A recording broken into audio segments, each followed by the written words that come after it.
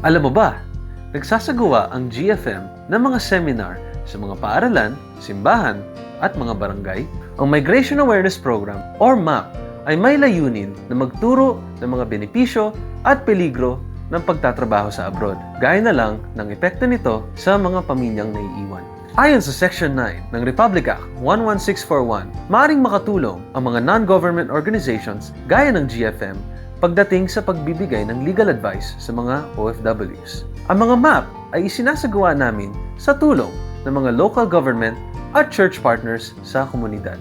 May iba't ibang klase nito. Ang AirTip o Anti-Illegal Recruitment and Trafficking in Person ay isinasagawa sa mga barangay. Ang mga symposium naman ay sinasagawa sa mga eskwelahan.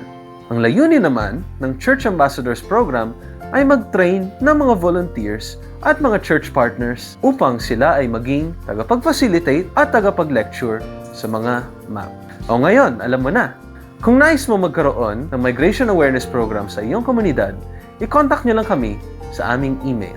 Para lumawak pa ang iyong kaalaman tungkol sa pagiging OFW at sa pag-aabroad ng tama, i-save nyo ito at i-follow nyo kami sa aming Facebook page. We are the Global Filipino Movement, your partner in empowering global Filipinos.